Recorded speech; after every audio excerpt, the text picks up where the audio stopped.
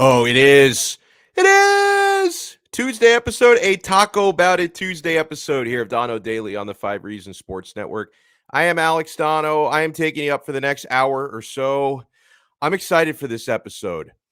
Obviously, the Miami Dolphins are not done in free agency. Free agency is not even officially started yet.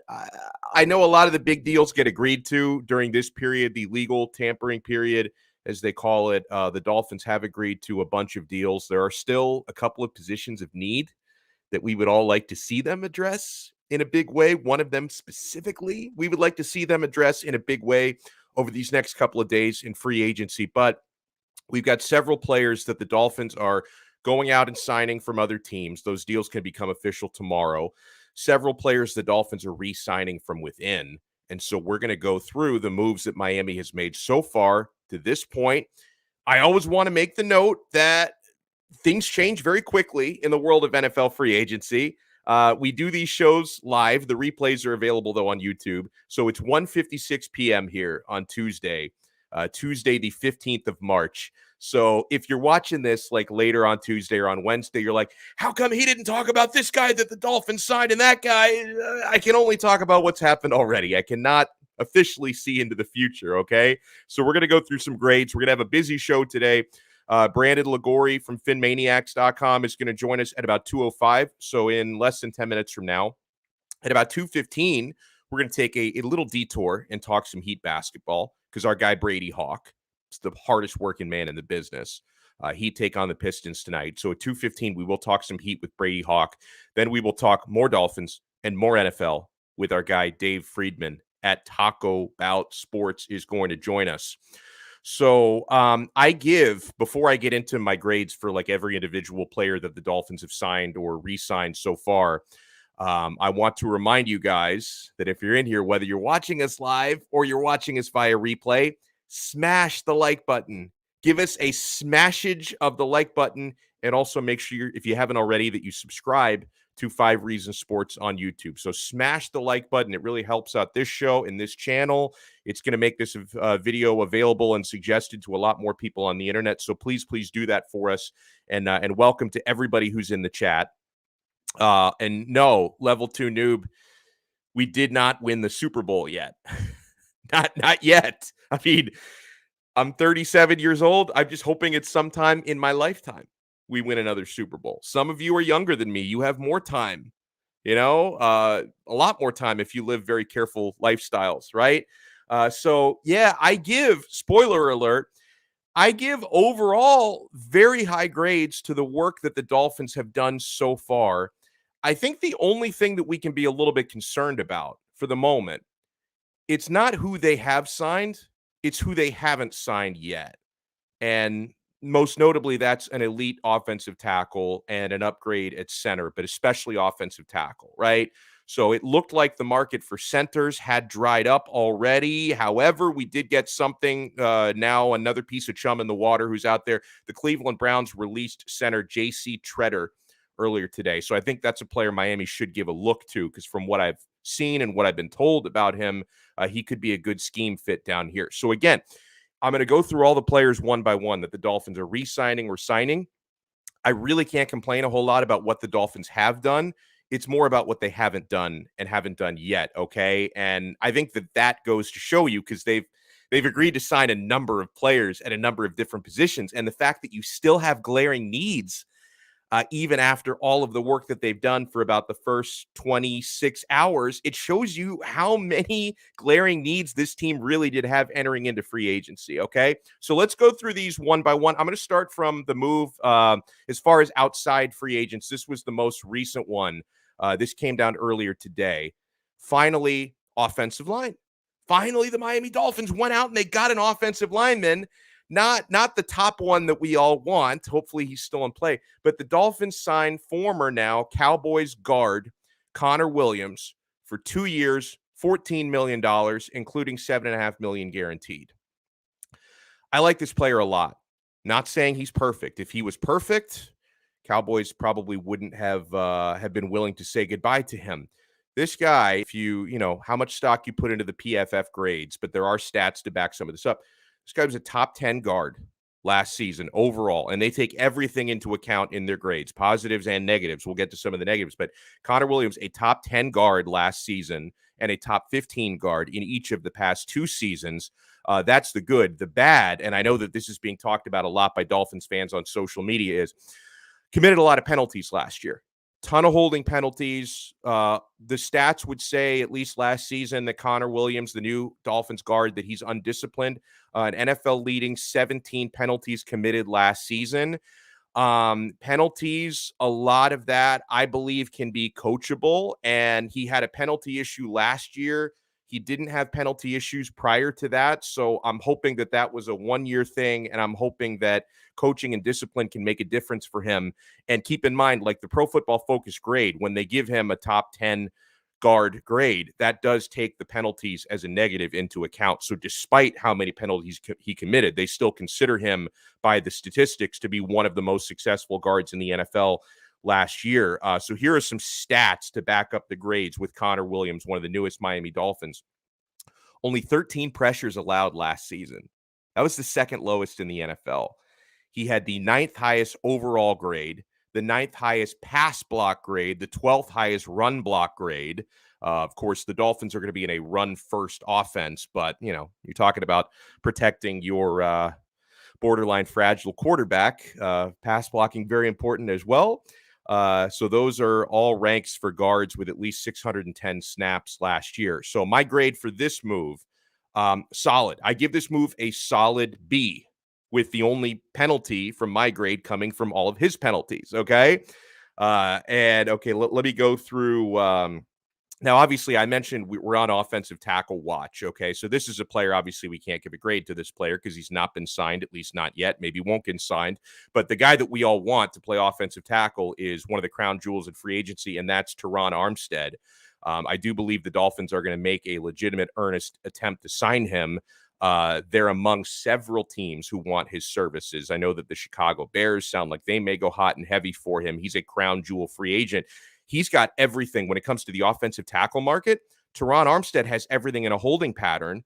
He's a free agent coming from New Orleans. He is going to consider re-signing in New Orleans, and he's going to especially consider re-signing in New Orleans if they can land Deshaun Watson in a trade, right? That's going to be part of his evaluation for whether he re-ups and stays in New Orleans or goes somewhere else. Because guess what? If the New Orleans go out and grab Deshaun Watson, they're going to consider themselves Super Bowl contenders, and he may want to be a part of that.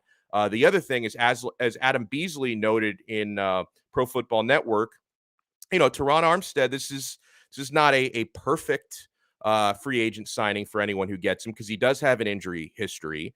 Going to be 31 years old when the season starts. He's never played all 16 or 17 games throughout an NFL season. He's always had either major or minor injury trouble. So he's not perfect, but obviously this is, when on the field, when healthy, an elite offensive tackle. And I think this would be a great move for the Dolphins. So let me give you some more recap from the players the Dolphins have signed already. They did sign yesterday. I think this one did happen after my show ended yesterday. Wide receiver Cedric Wilson, formerly of the Dallas Cowboys, 3 years, $22.8 million. Excellent move. His people will look at the stats with him. I don't think the stats really tell the story, because this was a young ascending player in a really deep wide receiver room. So I think stepping into the Dolphins, he's going to have a more important role, and I think he's going to be able to take advantage of that role. So don't look at his previous stats so much as what he does on the field and the potential. And I think he fits this scheme perfectly. So with this Cedric Wilson move, especially for the money you're getting him at, I give this move an A-. Like, this is the ones that I'm going to grade higher. He's not an elite receiver, at least not yet, but I think he is an ascending player that the Dolphins got at a fair price, okay? One that we did talk about yesterday, because this happened, I think, right before or right during my show on Monday. Running back Chase Edmonds, formerly of Arizona, 2 years, $12.6 million, 6.1 guaranteed, 4.1 of that is going to be in the form of a signing bonus.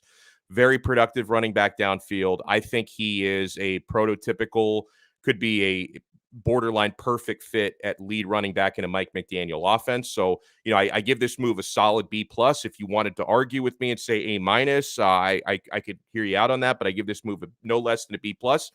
Here's one that has a lot of people talking. It's glamour position. Teddy Bridgewater. Miami Northwestern. He's coming home. Teddy Bridgewater signs a 1-year deal to be Tua Tagovailoa's backup. Had he been, I should say, the backup last year, and I think this is one of the most complimentary things I can say about this move. And I like Teddy. He's been on the Dolphins' radar before. Had Teddy Bridgewater been the Dolphins' backup quarterback last season, Dolphins are probably a playoff team, right? For as much as I poke fun at Tua Tagovailoa's limitations, really a big reason why the Dolphins didn't win quite enough to get to the playoffs last year was they had to start Jacoby Brissett for 4 games. He was awful. Bridgewater's a big upgrade, at least on paper, over Jacoby Brissett. So if he had been on the team last year, the Dolphins probably would have been a playoff team. Reasons why I like this move outside of that, just him being a better caliber backup quarterback. He's similar enough to Tua Tagovailoa. Obviously, the biggest difference is one is right-handed, one is left-handed, but Tua is literally the only left-handed quarterback in the NFL, so you weren't going to find another guy like that. But Teddy Bridgewater is similar enough to Tua Tagovailoa that he can run the same offense. I think that's very important for a backup. You're not going to have to change the playbook and really even change the play calling if Tua has to miss some time for injury. Bridgewater, obviously very experienced. He's experienced enough that I think he can push Tua a little bit in practice and in training camp. Now, I know that Bridgewater technically was brought in to be Tua's backup, not to compete. Like, they didn't bring him in with the understanding of, now maybe Teddy would see it a different way. In Teddy's mind, he's probably thinking, I'm competing to be a starter. That's not why they brought him in. They didn't bring him in to compete. But I am curious to see if there are any points, training camp and practice, where maybe he outplays, looks better than Tua. Or if Teddy, because, Tua, he's missed games both of his years in the NFL, had injury problems at Alabama. If Tua has to miss some starts and Bridgewater outplays him as a replacement, I'm curious to see how that would play out. I'm not saying either of those things will happen. I'm talking so fast, I'm stuttering a little bit today because I'm not here to tell you, hey, Teddy Bridgewater is definitely better than Tua Tagovailoa, but he might be. I think either of those things could happen because Bridgewater is a good quarterback, okay? Let me go through a couple more quickly, then we're going to bring on Brandon Liguori, who's in the waiting room. He's shot out of a cannon today. He's going to be ready to go. So I'm going to give the Bridgewater move an A-, because honestly, I don't think when you're looking for veteran backups in this market, I don't think the Dolphins could have done any better than Bridgewater, right? I mean, other possibilities we talked about yesterday, names like Marcus Mariota and Jameis Winston. I liked Teddy better than both of them. And I know that the Dolphins, they weren't looking to draft a backup quarterback. They were looking to sign a veteran. And I don't think they could have done any better than they did with Teddy Bridgewater. Dolphins signed defensive back Keon Crossan, 3 years, $10.5 million, primarily a special teams player. I'll call him a special teams ace. I think that this applies for him. I give this move like a solid C+, right? It's not a big time needle mover. And it does seem like a lot of money for a special teamer, but this is a good player. Special teams are important. That is a third of football in theory. Here are the players that the Dolphins are keeping. Keeping Mike Gesicki from Bora Bora. He signed his tender. He signed his franchise tag from a pier out of, I think it was his room. He had one of those cottages out over the water on stilts. I think keeping Gesicki, it's a B+. I didn't go higher only because they need to teach him or convince him how to block. But Gesicki, solid pass catcher, give it a B+. The best grade I will give out is keeping Emmanuel Ogbah. They did have to pay a lot for him, but fair market value. I give that move an A, keeping Ogbah. Keeping a Landon Roberts for 1 year, $3.25 million. All your inside linebackers are the same. You keep continuity there. I give that move a B. Run stopper, solid player. Duke Riley, same thing, C+. I'll give Duke Riley important depth at linebacker, good special teams player. I wasn't wild about keeping Preston Williams. That was just kind of meh to me.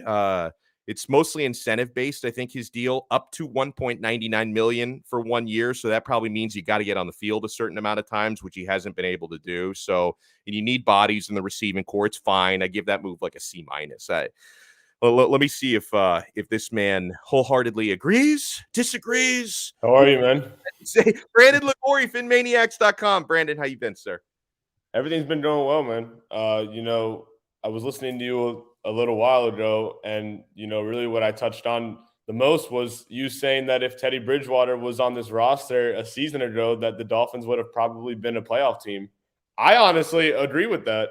I mean, Ooh. because you looked at, the time that Tua Tagovailoa missed, right? And then coming back against Jacksonville, those 3-4 games played by backup quarterback Jacoby Brissett were 3 to 4 pretty much horrendous games. And that's why the Dolphins made this move yesterday and signing backup quarterback Teddy Bridgewater, who, remember, has a lot of starting quarterback experience with the Minnesota Vikings and the Denver Broncos too. Yeah, no, fair enough. So by the way, before I go over with you some of the players the Dolphins have Mm-hmm. agreed to sign or re-signed, we got to talk about. I think the elephant in the room and an elephant-sized player is what they need at this position: offensive tackle. What are they going to do there, Teron? And I know every Dolphin fan, they're all talking about Teron Armstead. There's like a dozen other teams that want Teron, including the team that he has played for, who I think is going to try to bring him back, especially if they do acquire Deshaun Watson. So, do you think Miami should be considered among the favorites or even the favorite for Teron Armstead? I honestly think, Alex, wherever Deshaun Watson lands is where the top offensive guards are probably going to want to land as well, right? Because, I mean, you see now Tom Brady deciding to unretire. And now you're seeing, some of the Tampa Bay Buccaneers players deciding to re-sign. And now Brady just picked up another weapon in former Falcons wide receiver Russell Gage. So this is going to be an option where Teron Armstead and even Lyle Collins, these are going to be two offensive big guards who are probably going to see what decision Deshaun Watson's going to make now that we know he's not going to have criminal charges tied to his name. So, it's going to be interesting to see there. I did hear you, touch on the Connor Williams signing as well. And, I think for a guy who's just 24 years old, I think he's only going to get better. Remember, we talked about how Tua Tagovailoa is going to have a new offensive coordinator, a new head coach, and now a new quarterbacks coach. Well, now Connor Williams, he's going to have a new offensive line coach and a new head coach as well. So I think this move is probably going to be well. And I honestly really want to see how the Dolphins address the right side of the offensive line, because remember, Tua is a left-handed quarterback, so that is Tua's blind side. So addressing the right side, Alex, of that offensive line is going to be really, really critical. What about and I assume he's still out there unless I missed something, potentially in a trade, Lyle Collins. Although it He's still seems like there. the Cowboys are losing so many players this week. I know they're in salary cap hell, but do you think he is a right tackle? Could he be in play for the Dolphins?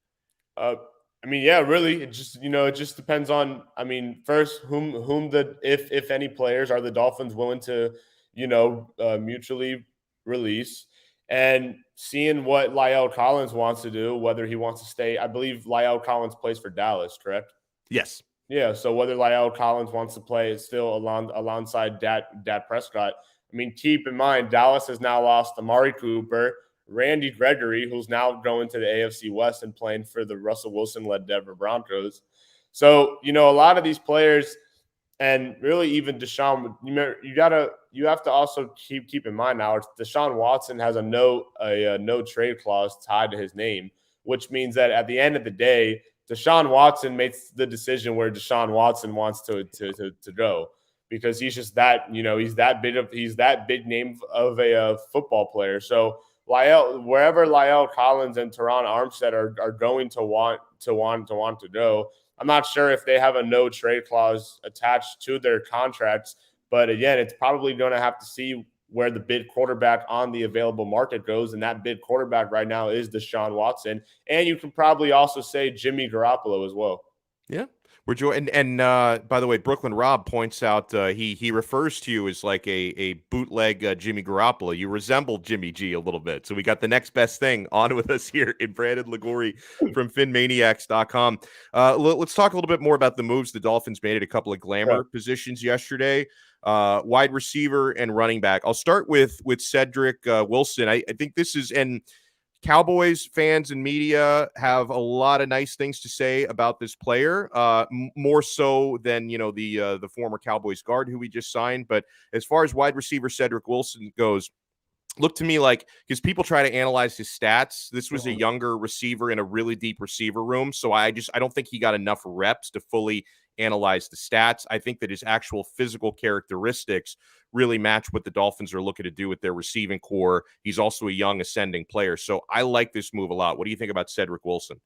Cedric Wilson, Alex, honestly reminds me of like a mini Jalen Waddle. And because the Dolphins are going to be probably a run-based heavy offense, don't be necessarily shocked if you see a couple of trick plays involving Cedric Wilson. If you remember this past regular season on Sunday Night Football against the Minnesota Vikings, there was a play in particular where Cedric Wilson rolls out of the pocket, plays quarterback, and throws an absolute dart to wide receiver CeeDee Lamb. So best arm on the team.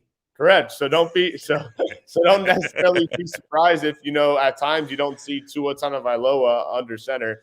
I also think Miami grabbing Chase Edmonds as a hope to be down to down running back. I mean, listen, entering this free agency period, we know it best, but Dolphins fans too, the two positions that the Dolphins were starving for help was the offensive line and a decent running back. I mean, we saw flashes of Duke Johnson a year ago, but we needed that game-changing / franchise-changing running back.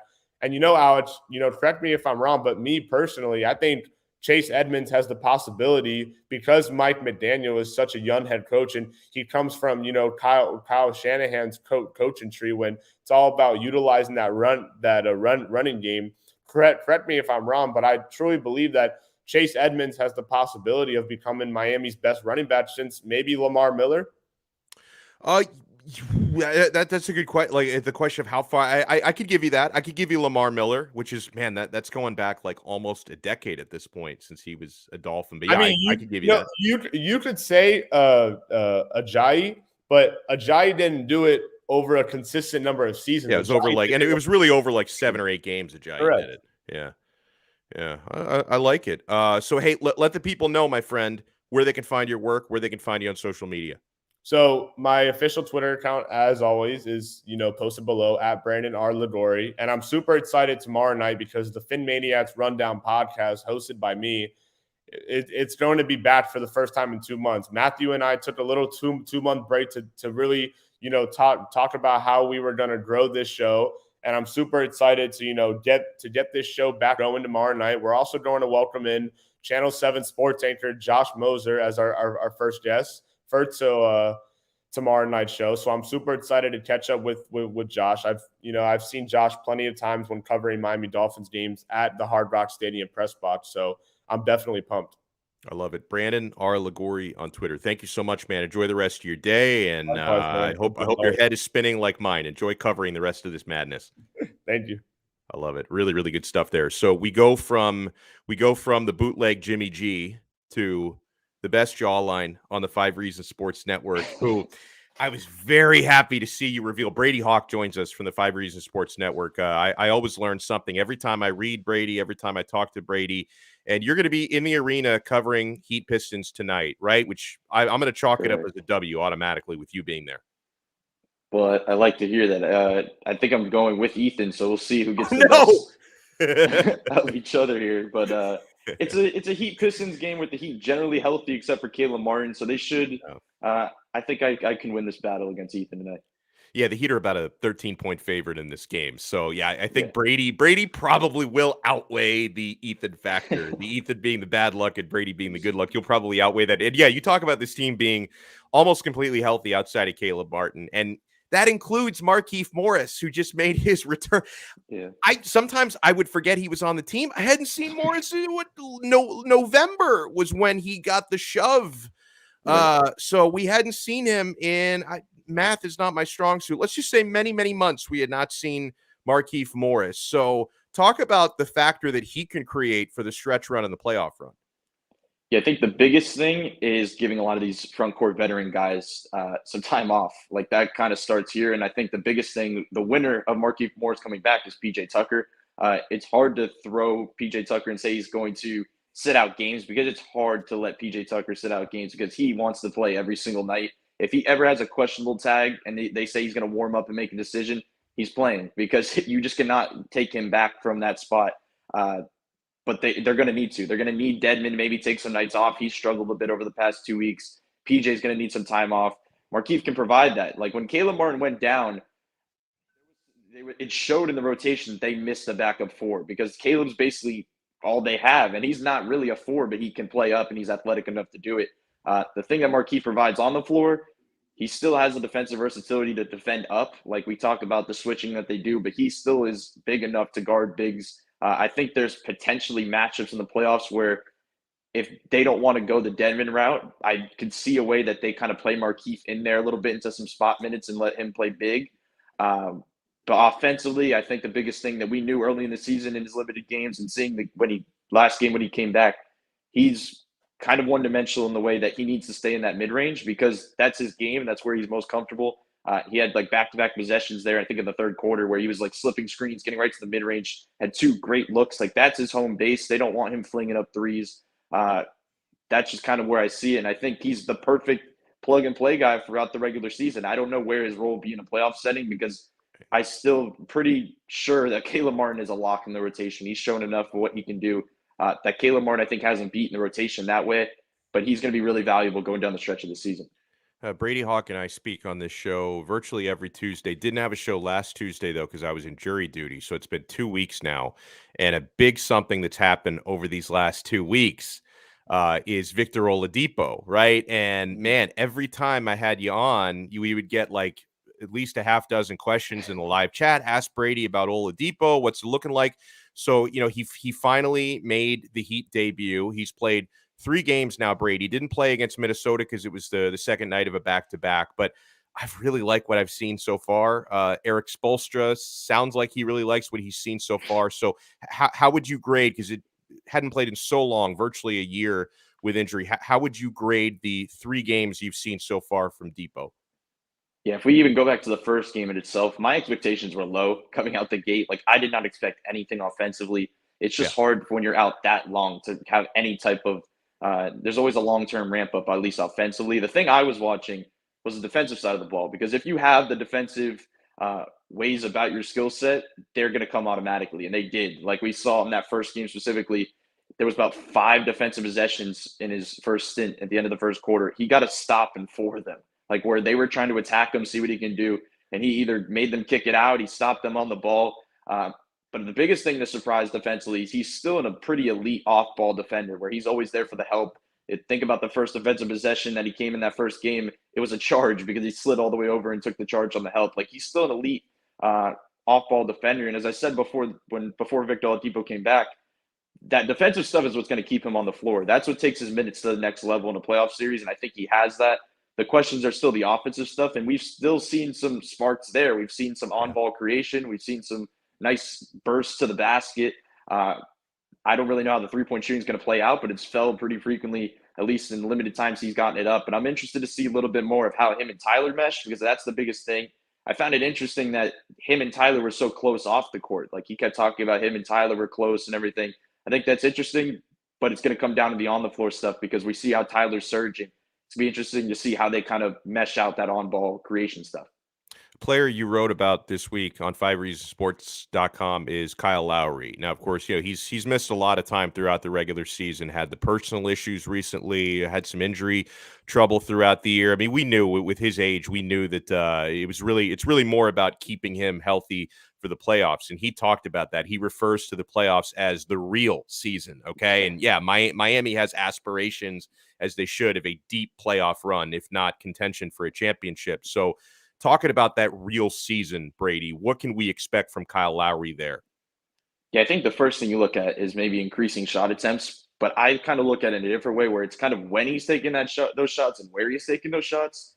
If you look back in past years with him in Toronto, there's never been a big jump in shot attempts from regular season to playoffs. Like it's been generally the same. I just feel like the shot profile is going to shift in a different way. And the biggest thing that I took away was looking at he's averaging about like 7.8 drives per game. And there's about 89 players in the league right now that are averaging over 7. He's last in field goal attempts within those drives. And what that tells me is that, he's a pure point guard that helps their offense tremendously. And he's getting Bam involved. He's getting Rollers involved.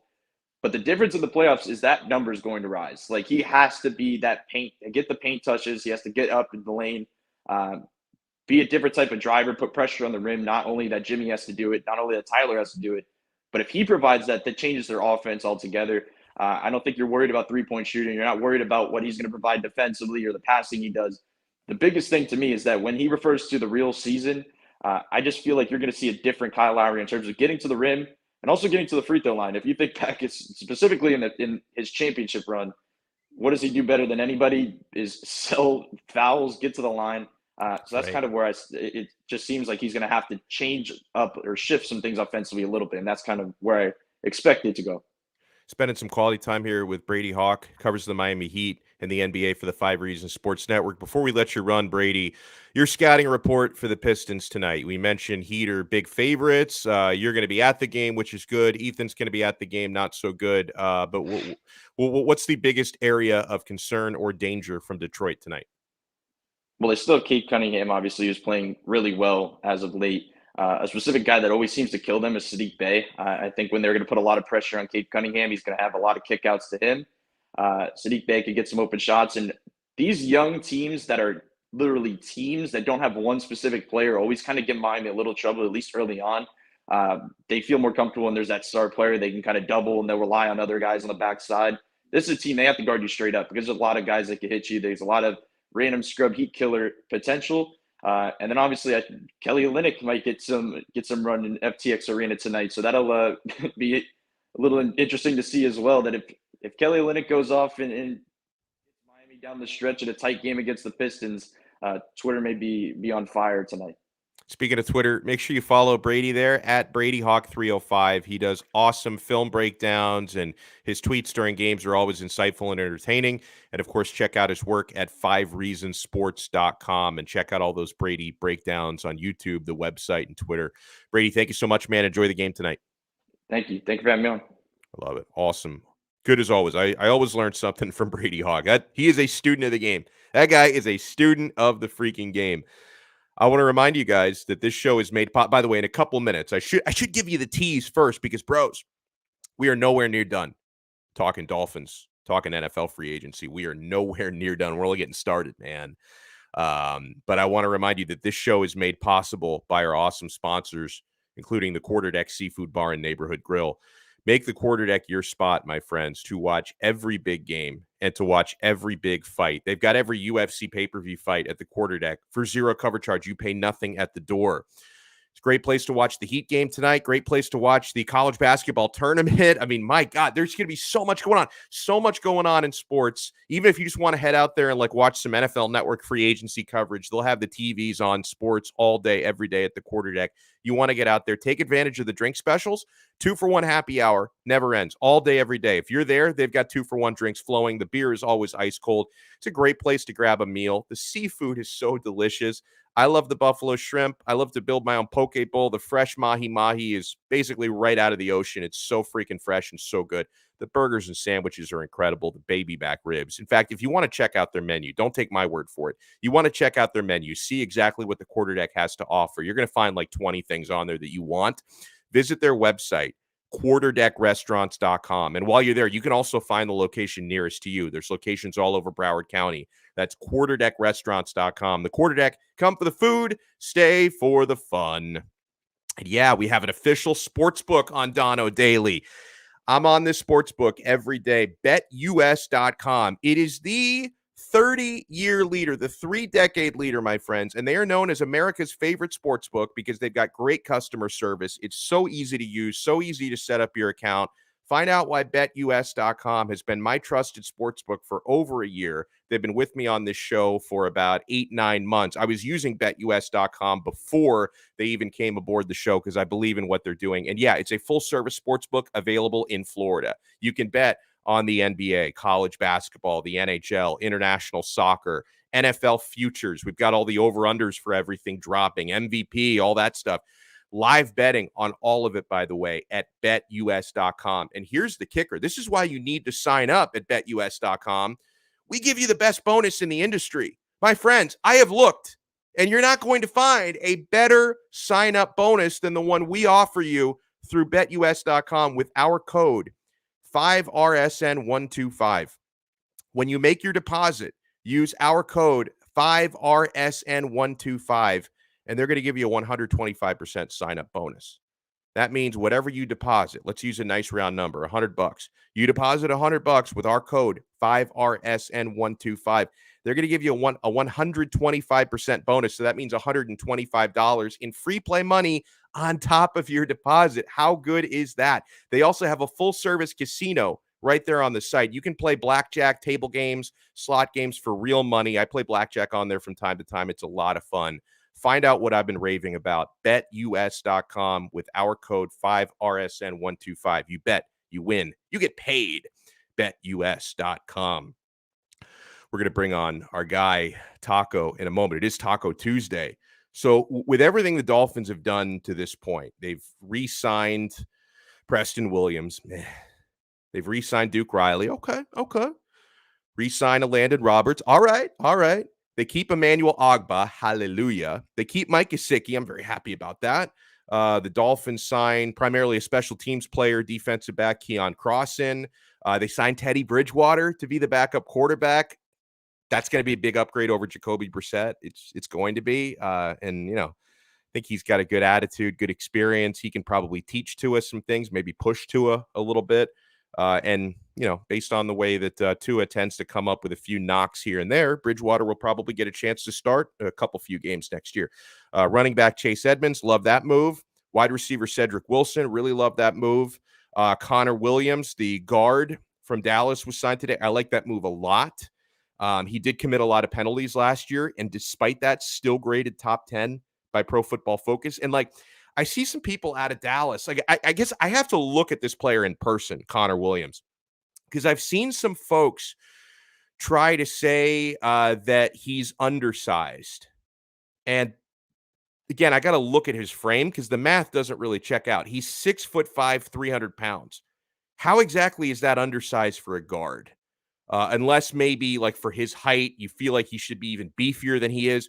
But let's remember, the type of offense the Dolphins are going to run, you don't want your offensive lineman carrying a lot of excess weight, right? If he's got good range and athleticism for the outside zone blocking, that it's probably a little bit better if he's, if he's not bulging out of the middle, right? So I don't, if people from Dallas say that he's a little bit undersized, just based on the stats of how tall and heavy he is, I don't see it. But at the same time, undersized is not the worst thing in the world, assuming he can pick up this blocking scheme and it's going to fit like a glove with him. So I like this move. And overall, I know that obviously getting players who weren't on your team last year is always the sexier move, right? This guy played for the Cowboys or the Giants, what have you. But the best overall move the Dolphins have made to this point is Emmanuel Ogbah. That's the best overall player that they have signed. The money he's making reflects that. I gave you a letter grade for every player the Dolphins have signed and re-signed. Yeah, there were a lot of B's, B pluses, a few A minuses on the list, couples in the C range, nothing below a C. But the highest letter grade that I gave, because he is the best overall player that the Dolphins have signed, is defensive end Emmanuel Ogbah, who re-upped to stay in Miami. That is the best overall player. And also, having played in Miami already with the same defensive coordinator, virtually the same teammates, the front seven is all the same right now from last year. Emmanuel Ogbah, not only does this player check off the box of being an excellent edge rusher, he's also keeping continuity. So I like that. That's the best overall move that the Dolphins have made. And Gesicki is in that conversation as well. Gesicki is in that conversation. Ogbah, to me, clearly the best move they've made. Gesicki is in the conversation for that. Cedric Wilson, I think, I actually rated that move even slightly higher than the Chase Edmonds move, because I really think Cedric Wilson is a diamond in the rough ascending player, and the Cowboys were not happy about losing him, by the way. Chase Edmonds, I also put in that conversation because to me, he seems like the prototypical back to be a lead back in a Mike McDaniel offense.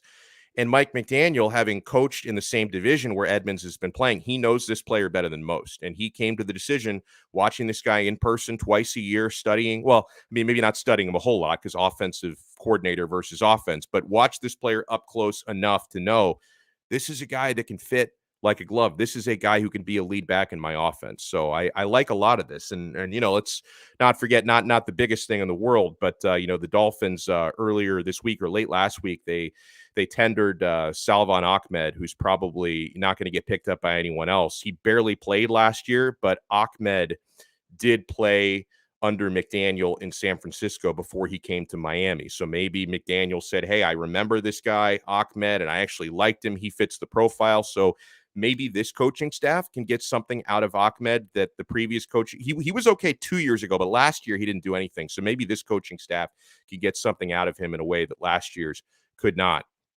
But my friends, again, it's not only about the moves that the Dolphins have made. And I like all of them, except, Preston Williams re-signing, whatever, but he's hardly making any money, especially if he doesn't play because it's mostly incentive-based. But still, I like virtually all the moves that they've made. We can dissect some of the moves they haven't made, whether it be not signing certain players, not trading for certain players. And a guy to help us break that down in typical Taco Tuesday fashion, Taco Friedman is with us. And, bro, I love the mood lighting in there. Just, drop some acid. I would never actually suggest somebody do that. But, theoretically, some psychedelics. You got that psychedelic vibe over there. Look, I try and mix it up every time I talk to you, right? So I went a little old school here with my disco ball. Yeah, I love that. I have a question for you real quick. So, I have the mic, but I never know if I have it backwards, and it looks like I have it backwards. Yeah, it's the way you have that little light should be facing your face, and you can hear the difference, by the way, as well. You got it. Talk again. You good? Oh, you sound so sexy right now. So much better. That's what I was going for. I just wanted to get the sexiness of that, champagne room. So I know some folks in the chat are going to be pissed that I even bring this up because I'm doing it. Well, no, because I did it yesterday also, even when you weren't here. So okay, you're going to try to take the blame for it. I deserve some of the blame as well. I mentioned it's not only about the moves the Dolphins have made, but about the moves that they have not made or decided not to make. What can you comment on the fact that, and I know certain factors have changed. You can't look at this in a vacuum, but months ago when Deshaun Watson had criminal complaints pending against him, the Dolphins were interested in making a move. Now, as of this past Friday, there are no criminal complaints pending because a grand jury decided not to indict him. So he could still face civil lawsuits, and he is facing those right now. But the criminal, that bridge has been crossed now. There's no more criminal complaints. Those have gone away. And now the Dolphins are not interested in him. So they were interested in him when he had criminal complaints. They're not interested in him now that he doesn't. Is that, I know you're not sold on Tua. Are you upset that the Dolphins are not even doing their due diligence anymore on a Watson deal? So for me, the Tua thing separately, it's not that I'm not sold on Tua. It just goes back to the argument of it's not about Tua, right? If you have, and look how many teams all of a sudden are interested now that the criminal stuff is gone. And right. You and I prefaced before, we don't condone, we don't like any of that stuff. We're just talking about the player himself, right? So at this point, when you look at all the teams that have jumped into it and you see that the Dolphins took so much heat for it in the moment with all the criminal stuff still lingering, it seems just so Dolphins and so Stephen Ross that it would flip. Now he wouldn't be interested in a guy that he had to have on his team to the point where he basically burned the last season down to the ground, right? And during the season, Tua's, the whole Flores thing. So it just doesn't make any sense. And I think that's what I was kind of saying to you was the psychology of Stephen Ross to me is super intriguing here. I almost want to say, as much as 99.999% of me believes they will not trade for Deshaun Watson, why would we believe that Stephen Ross all of a sudden doesn't want this guy?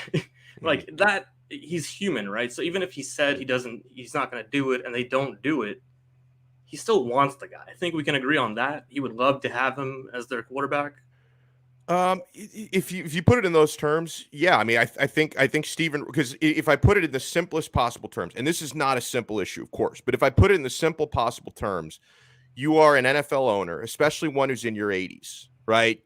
You want the best possible quarterback. You want the best possible player at every position, especially quarterback, because it's the most important position. So, yeah, if you break it down in those simplest terms, I agree. Now, we had Brooklyn Rob mention it's simple. Brian Flores not here anymore. I do think Flores was Watson's biggest advocate here, so that has a lot to do with it. But I also, because Flores was not the only person in the Dolphins organization who was interested in Watson. It's not like Flores was like, I don't care if you own the team. I don't care if you're the GM. We're going out and getting this guy. He was his biggest advocate, wasn't the only person who wanted him. But at the same time, I do think that in terms of Stephen Ross and maybe Chris Greer a little bit as well, I think Greer would also like to see Tua, who he drafted at 5th overall. He'd like to try to make that work because that's, 5th overall pick that he used. But with Stephen Ross also, I think that they do pay more attention than some people think to the PR, okay? Because the way that the Dolphins handled publicly the Deshaun Watson pursuit last year, it was messy, right? There were a lot of leaks. There were a lot of questions that weren't very well answered by your head coach at the time, and it left a cloud over your organization and your starting quarterback. It left a cloud over everybody for a couple of months. And a lot of that backlash not only came from the fact that, there are fanatics out there who, for some reason, worship the ground that Tua Tagovailoa walks on. They were offended by the Dolphins considering another quarterback. But then also, there were people that were offended by the idea of, signing a quarterback who's got a lot of allegations and a lot of baggage. And, a lot of conversations were had amongst the fan base of, like, if you guys sign this guy, do you really respect women? Do you, what kind of backlash you could get? And I think at a certain point, I think Stephen Ross and Chris Greer probably realized, hey, we went through a PR firestorm when this was hanging over our heads last year. Maybe we don't want to do that again in case we can't get him or in case they're asking for too much. So I think they maybe just decided, let's turn the page on this because this it put our whole organization in the mud last year. That makes sense, and that has to be what it is, I think, ultimately. But again, the psychology of it makes no sense to me in the sense of, like, they already dealt with the backlash. If you've already had everyone come at you and all the bad pub and all that stuff, like, now you're just not for what now? Like, it didn't, you have the opportunity to make that same move and get less backlash for it. Based on, and even if they had waited to see all the different teams that got involved, and now there's no way they get crushed for it the same way they would have before, outside of QAnon and all this stuff, right? And that's kind of the thing for me too, is like, I kind of mentioned the Harden thing, and I'll like mesh the two together, which is you get these fan bases that they get so stuck on not just their guy, but like hating another player. Mm-hmm. Like James Harden is the devil, right? They would never, but at the same time, these Heat fans think that Heat culture can fix everything. So it doesn't make sense to me on that end of it. And you flip it back to the Deshaun Watson thing, and it's like, okay, we're so stuck on the idea of, we love Tua. I get that. We hate Deshaun Watson. He's evil, this and that. If he goes to the Saints, this is Drew Brees 2.0 to a T. Mm-hmm.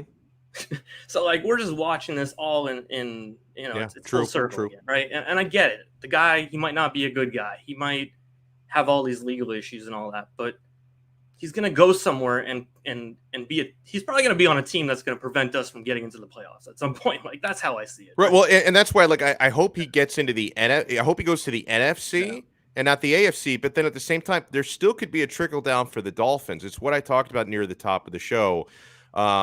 We being Miami, I'm a big enough of a fan, I'll call us we want Teron Armstead, who's the free agent left tackle from New Orleans, and he's still, among other places, including Miami, he's considering re-signing there.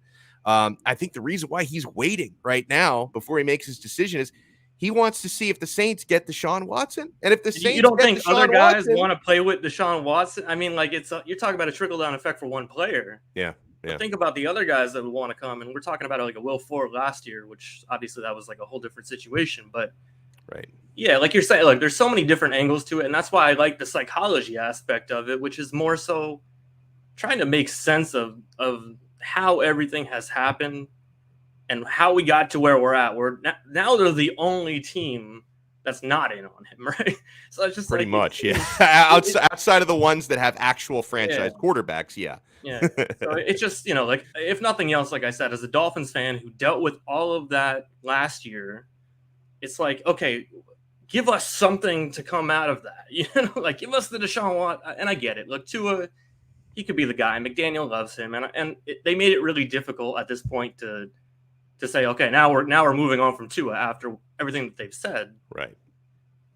And by the way, I agree with, and I think you probably agree as well with this comment from Indade. He says, I'm not a Tua fan. I think he's limited, and I wasn't sold in the draft process. But to think Tua is bad and he's holding back the team, that's fantasy talk, not football. Yeah, I think, honestly, I think Tua is a good quarterback. I will use the word good to describe him. So far, I'm not convinced that he's very good, great, or elite. And at the same time, though, Dave, the attractive thing about having a guy like Tua Tagovailoa right now, who's heading into the third year of his rookie deal, contract, the contract, exactly, that he's making. I mean, the cap hit is a little bit higher, but his actual salary, his base salary, is under $1 million this coming year, and just over $1 million the fourth year. So you have the luxury on having, a young quarterback rookie deal who's not a finished product yet, right? I will say that. I don't think his ceiling is as high as the Justin Herberts and the Joe Burrows of the world who were drafted around the time he's drafted. But to me, he's not a finished product, and he's taking up a very small percentage of your salary cap. You have the chance to get expensive players at other positions you wouldn't normally be able to afford when you have a quarterback on a big contract, right? Like that worked for the Seattle Seahawks a decade ago with Russell Wilson when he was on his rookie deal. They built one of the most impressive rosters in the NFL. Look at the team the Los Angeles Chargers are building. I mean, that team is like signing every top tier free agent, and but they also have a guy that you just said Tua is not on that level. Exactly. Yeah. And he's actually making a little less money than Tua because he was drafted a spot later, right? Yeah. But so the Chargers are doing that. They've got a quarterback who, and again, like Justin Herbert he's not elite yet, but he's got elite arm talent that Tua doesn't have. So Tua is going to have to compensate with other things to be as good as Justin Herbert is. But Justin Herbert elite arm talent, and they're building a great roster around him because he's making virtually no money. So the Dolphins have that luxury of being able to spend at other positions that they obviously wouldn't be able to spend on if they bring in Deshaun Watson, who would be making real franchise quarterback money. Because he's a real franchise quarterback. Yeah. Look, again, it's not even about Tua, and that's the thing. It's like, and that's why I stopped doing this on Twitter, right? Because you can't argue with people that way. Same here. Actually, no. You know what? I do a little. Here's the thing. I still troll Tua on Twitter, and I get some people very angry at me. But I'll tell you who I stopped tweeting about. I stopped tweeting about Deshaun Watson, and it's because.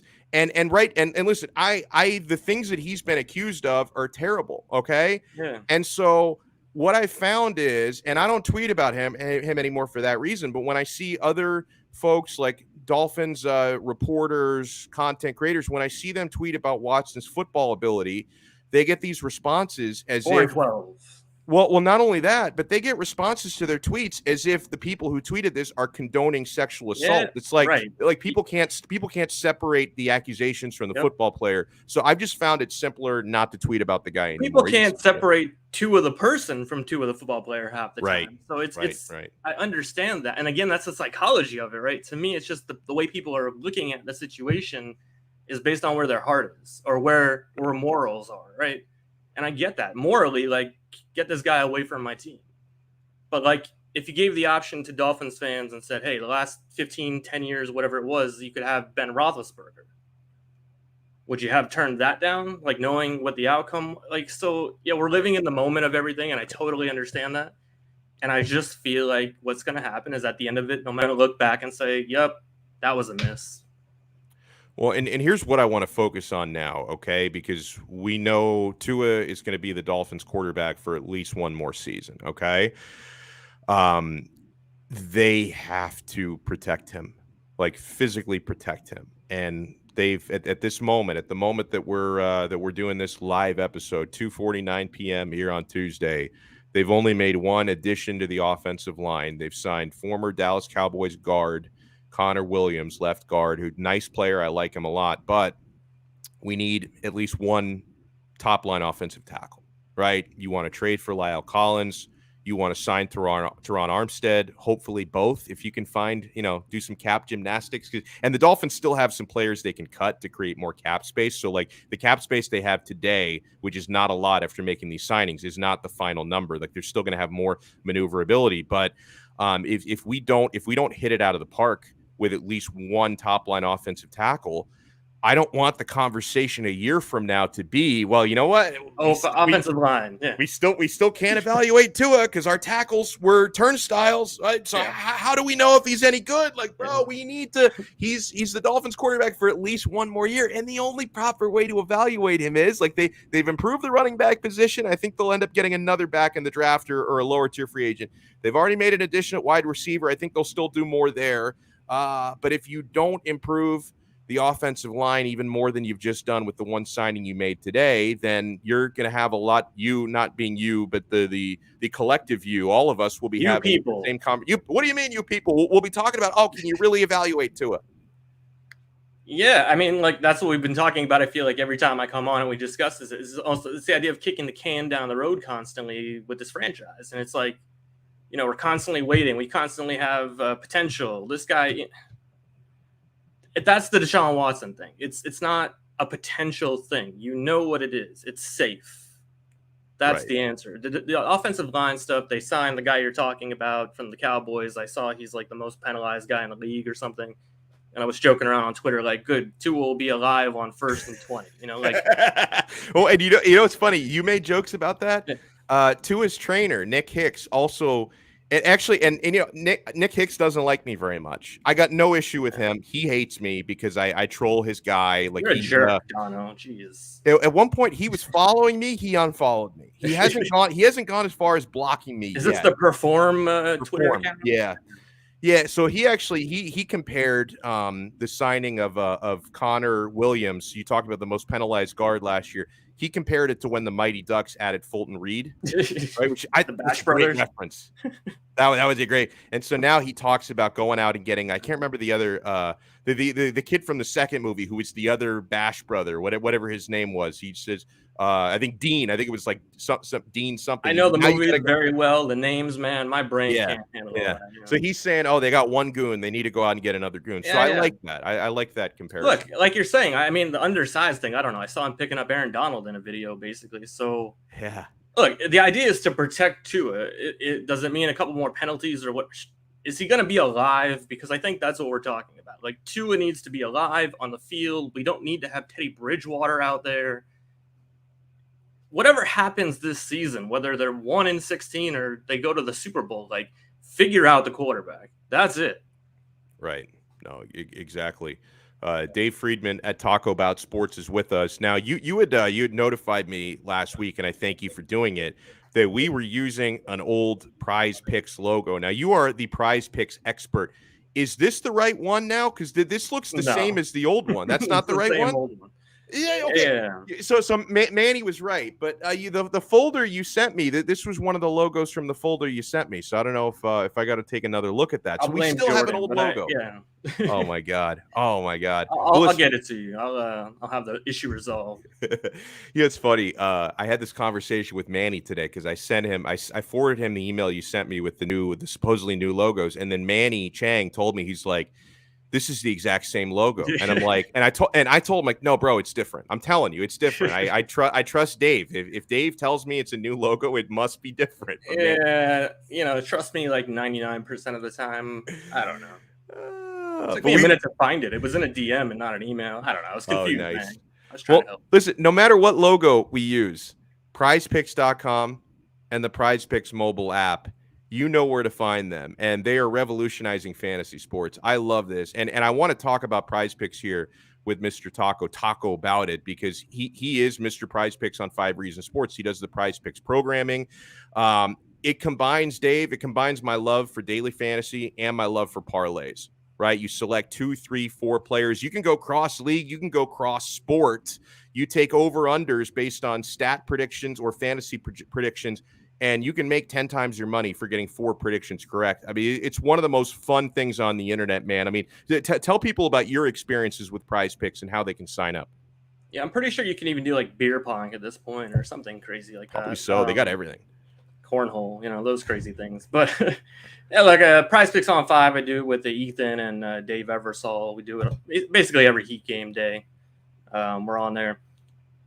First of all, sign up, use code 5, obviously, because that's how we all make some extra little cash in our pockets, including you when you watch our show and you take our picks and you become rich with us. I'm almost at $1 million for the year since the Super Bowl, so I don't know. I might be leaving the network pretty soon. But, for real, man. Yeah, look, Ethan's got me on the payroll, like pretty close, but we're in negotiations at this point. But yeah, we're doing a show later tonight actually for the Heat game. We'll be on probably around like 5:15, 5:30, something like that. And Ethan, I think Brady said he'll be at the arena with Ethan tonight, so we'll see. Maybe we'll get Spo on the show or something like that. That would be nice. Wouldn't that be awesome? You could start asking Spo about over-unders. That would be a fun conversation. Give me some Spoisms and all, Do not let go of the rope. Oh, man. Well, we don't let go of the rope on the Prize Picks. Some nights we might have an off night, but we never let go of the rope. I love it. Taco Bout Sports on Twitter. Check them out on Prize Picks on 5. They got an episode coming out later today, in a few hours, in fact, so you won't have to wait too long for it. Dave, thank you so much, man. And listen, I love your perspective. And again, I know that anytime at this point, if and when we bring up Deshaun Watson, there's always going to be some people who get upset. Put your big boy pants on, deal with it. I love Dave's perspective. Thank you so much. That was easy. Got it. Talk to you later, my friend. Love you, man. Love you too, man. Another Taco Tuesday. It's fantastic.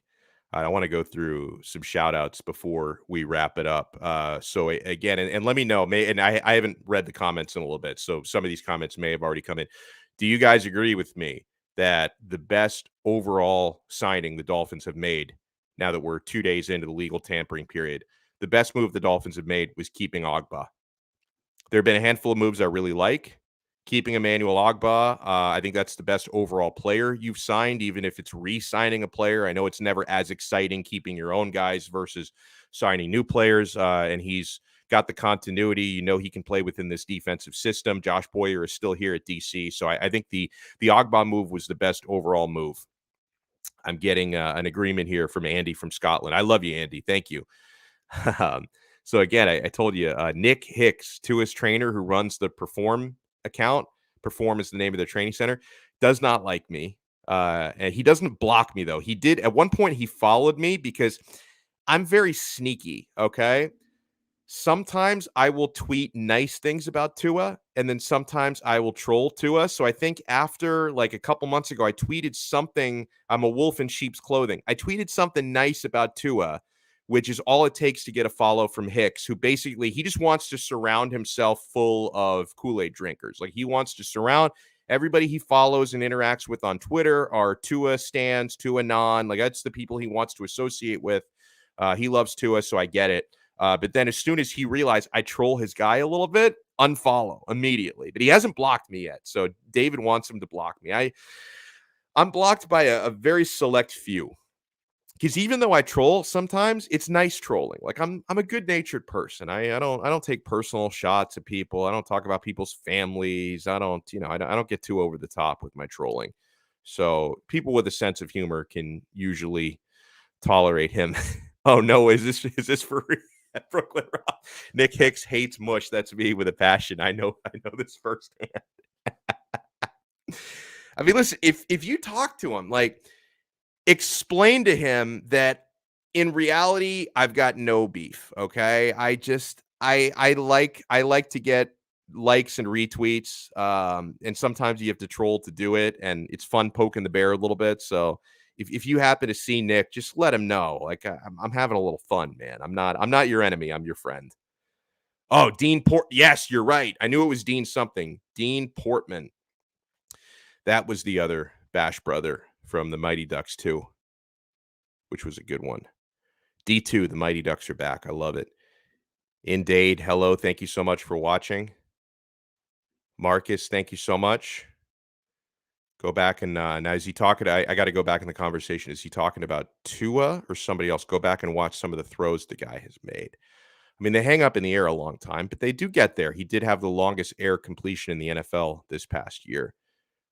Let's see. He says, good arm. I'd say his arm is a bit more than good. You can pick apart and overanalyze numbers all day, but a baller is a baller, and there's no way his arm can be merely categorized as good. Primetime Zach Wilson puts out, I did see this video. I didn't count the hash marks like you did, apparently, but I did see this video. To his trainer, he says, get hype. To his trainer, put out a video of a 45-ish yard throw trying to tell everyone it was 70 plus. They forgot the field is marked and had cones down. Listen, a 45-yard throw is still impressive. You don't have to exaggerate it, though, I think is what you're saying. Like, we don't have to pretend he's got John Elway's arm. Anybody else? I'm 37, so a lot of my youthful TV watching was done in the 1990s. Do you guys remember at some point, probably early to mid 90s, the commercials for the Koosh Vortex football? Do you remember? I think they still make those to this day. It's like, it's not shaped like a football. It's shaped more like an oversized dart.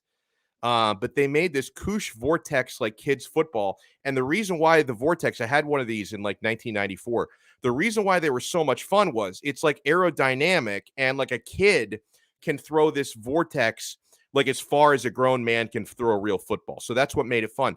And on the commercials back in the 90s, they had John Elway throwing the Koosh Vortex football literally like well over 100 yards in the air. Like, he was in like one end zone, and like he threw it like through the upright of the other end zone, right? So it's like, and John Elway had the rocket arm strength, but it's like, oh my God, John Elway can throw this Koosh Vortex like 130 yards down the field.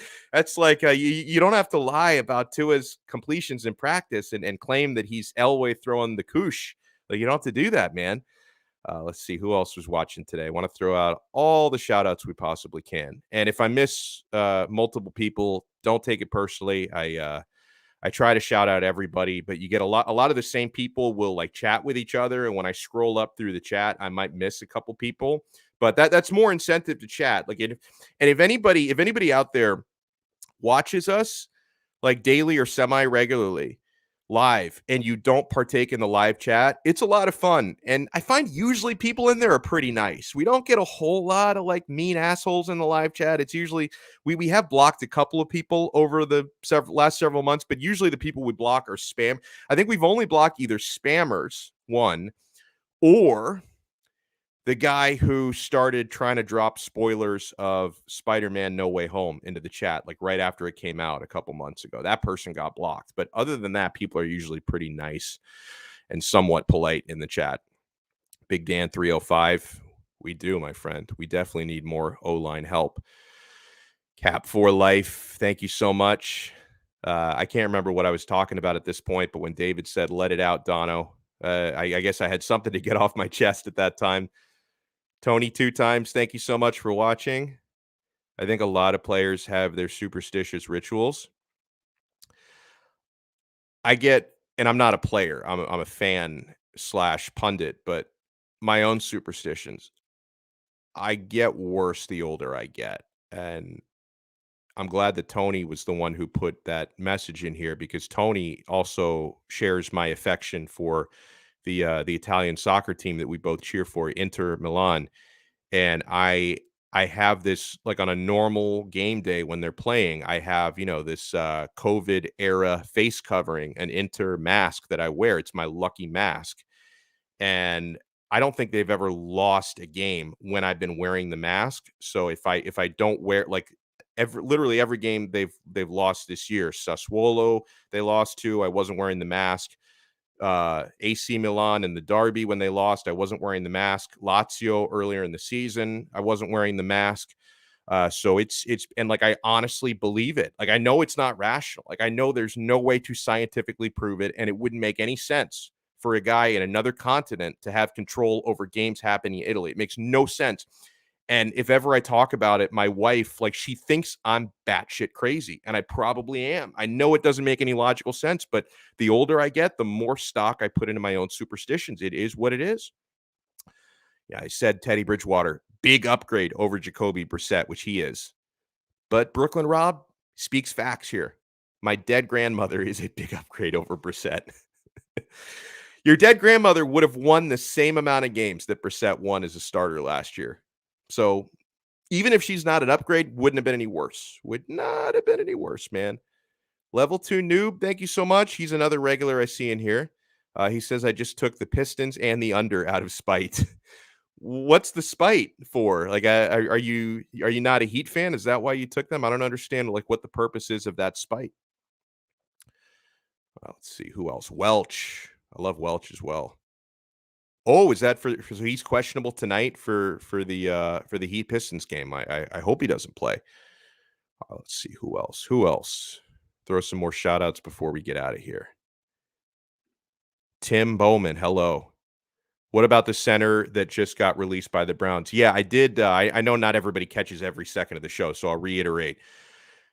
I would give him a hefty look. J.C. Treader is the name of the center that the Browns released. Like, this could be a lifeline for the Dolphins because the first day and a half of the legal tampering period, all of the top tier centers that I wanted the Dolphins to go after signed, mostly re-signing with the team where they were. And so like the center market looked like it dried up like instantly, right? Like I really wanted Ryan Jensen. He decided to stay in Tampa because Brady came back to Tampa. So Treader, I think from what I know about this player is somebody who can play well and thrive in this blocking scheme. And he's probably better than Michael Dieter. So yeah, that would be a move that I would like. And that would be, and maybe listen, if there's a chance the Dolphins just aren't going to win the Teron Armstead sweepstakes because he's got a lot of suitors, including the team where he's currently played in New Orleans. If they get Deshaun Watson, he's probably going to want to stay there. I know that's a different position, but if you can't get Teron Armstead, maybe the next guy that you focus on the O-line is Treader. And I hate to say it, unfortunately, because the Dolphins just haven't done well drafting tackles. But you may end up your best course of action because it is a good offensive tackle class in the draft. Maybe you use that 29th overall pick on an offensive tackle. I would rather sign a proven veteran. I would.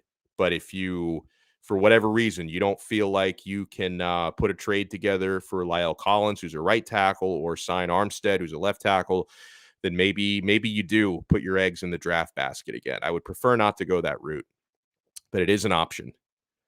Martina, thank you so much. We need 2 tackles. You're right. So Armstead isn't a must if it means we sign 2 tackles. Yeah, with Armstead, I just think he's by far the best, the BTA, the best tackle available.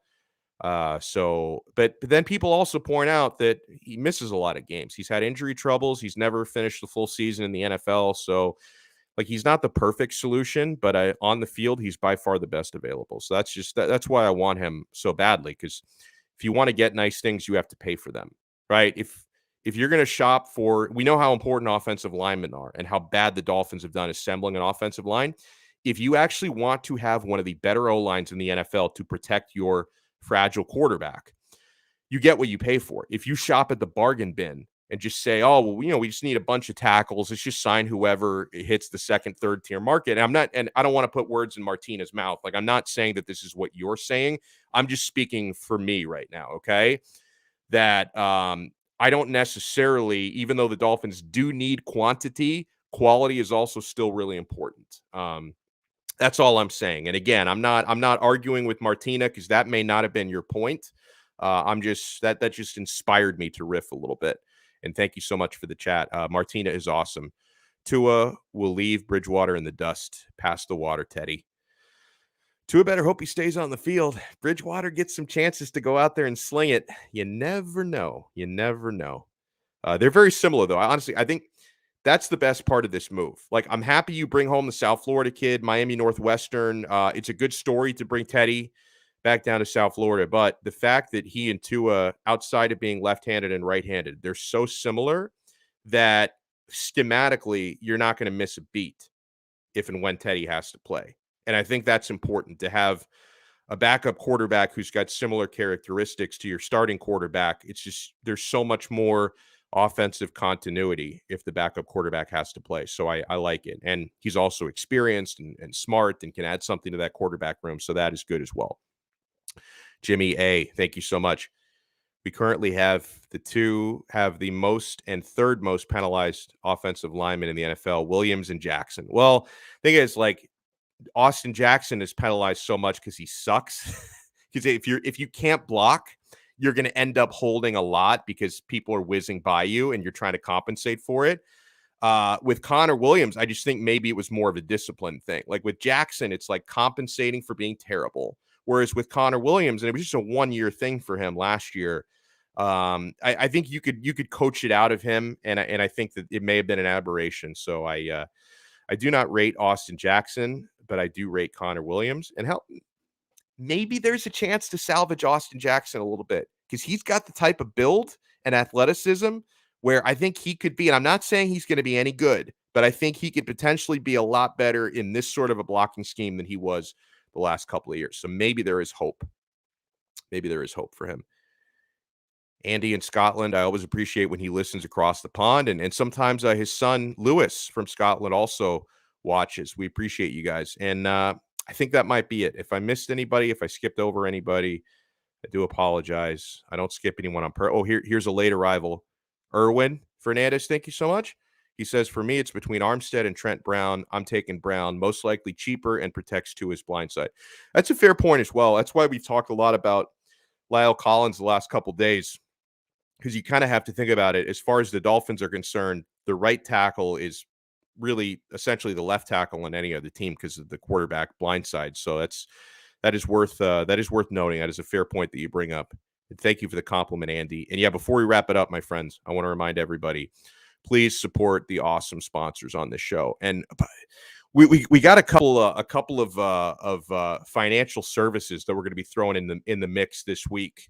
So we'll tell you more about that later on this week. But yeah, make sure you support the Quarterdeck Seafood Bar and Neighborhood Grill. Locations all over Broward County. The food is delicious. The seafood is always fresh. 2-for-1 drinks, always. 2-for-1 happy hour is all day, every day. Great place to watch the big games, the big fights. Check them out on the web, quarterdeckrestaurants.com. Check out the menu before you go. Come for the food, stay for the fun. BetUS.com. The 3-decade leader.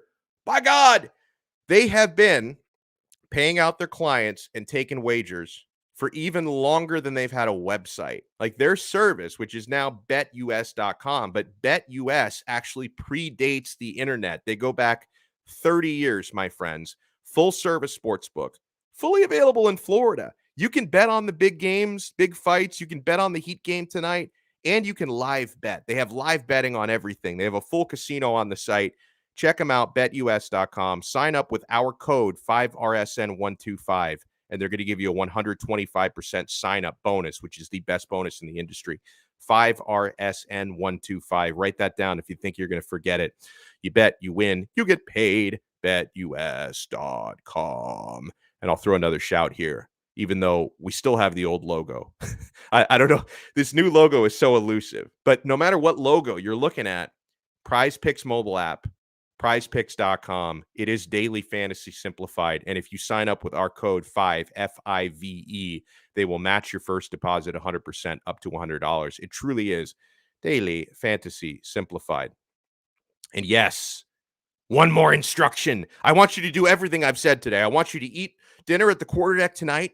I want you to sign up at betus.com with our code. I want you to sign up at prizepicks.com with our code and smash that like button.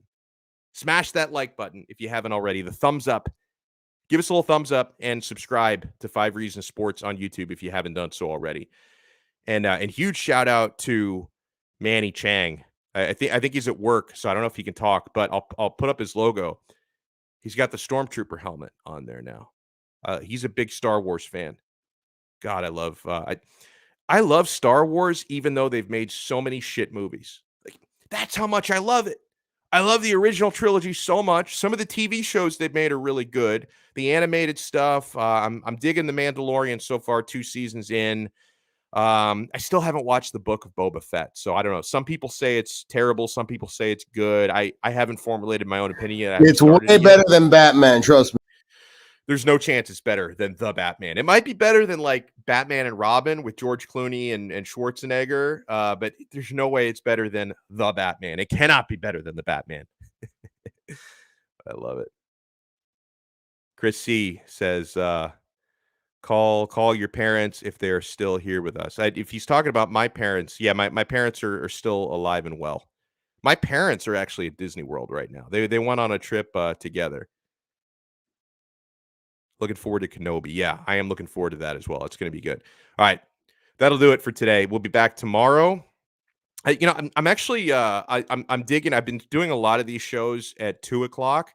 I'm actually kind of digging 2:00, and I know like I've changed the times from time to time, and I'm sorry. I'm sorry if it's an inconvenience to some of you. Like, when is this fucker on today? When is he on? I'm sorry if it's an inconvenience, but I'm gonna try. I'm gonna try to keep locking in 2:00 because when I was doing, and I'm domesticated. I'm a dad. I pick up my kid from daycare almost every day. He goes there most every day of the week.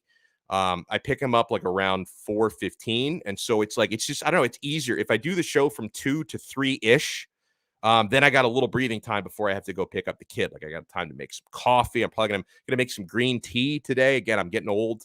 So I think I'm going to keep sticking to 2:00 as long as it's convenient for me, hopefully for Manny and for everybody out there. So yeah, we'll talk to you guys again 2 p.m. tomorrow right here on Donno Daily on the 5 Reasons Sports Network. See ya.